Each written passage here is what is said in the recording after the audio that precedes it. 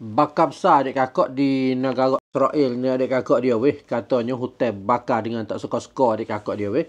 Kerugian yang dapat kemusnahan pada Kalining ni katanya lebih daripada 12,500 ekar ataupun 12,500 rai adik kakak dia. Jadi hotel bakar di sana ni adik kakak semenjak bila lagi weh? Semenjak hari Rabu yang telah lepas mari lagi dah. Tu dia mari hari Rabu yang telah lepas mari lagi dah ni adik kakak.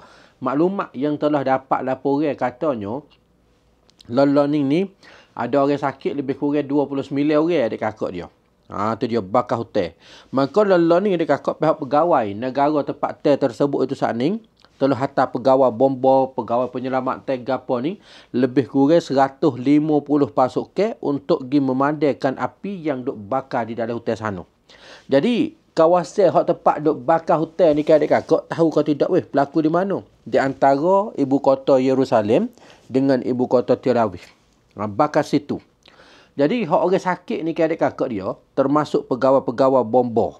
Katanya pegawai bomba yang duk pergi memadam api, duk pergi memapuh api situ tu sakit lebih kurang 17 orang. Daripada tu ada lagi weh rakyat-rakyat biasa pun juga ada adik kakak dia weh. Jadi pihak negara tempat dia royak katanya punca daripada gapo? Dia katanya punca daripada angin kuat dan juga udara panas. Tu dia membuat ke susah nak kawalkan kebakaran pada Kalining adik kakak dia weh. Tu dia dah ni nak royak katanya bakar kuat dengan tak suka-suka.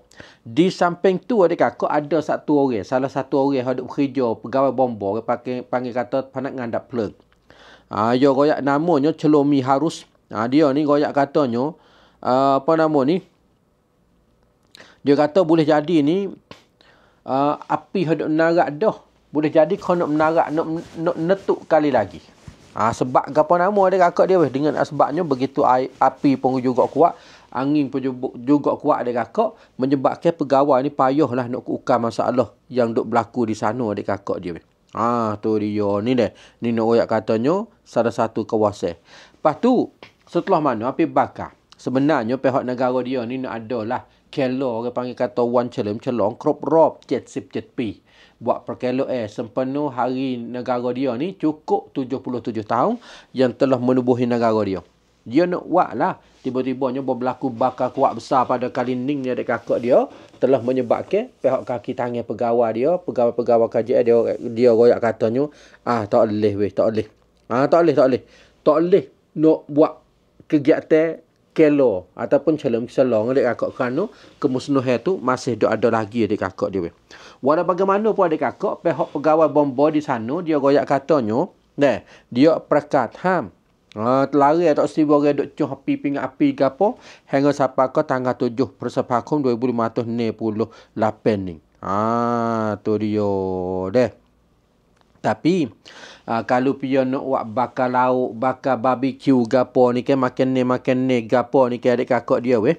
Dia royak katanya boleh tapi kena buat di dalam kawasan yang dapat kebenaran saja. Kalau adik kakak ada masalah mata kelabu, nampak tak cerak, boleh kita pergi periksa mata free di kedai klinik Wan Sai Tasik Road di hadapan Hospital Sik Road Jala. Di sini kalau kita nak potong spek mata, harga mulai 890 kod sahaja. Ada spek mata setiap jenis, setiap model, setiap peseng, mata pendek, mata panjang ataupun wen krongseng pun juga ada. Jangan lupa setiap kali nak spek mata, ingatlah kepada klinik Wan Sai Tasik Road di hadapan Hospital Sik Road Jala.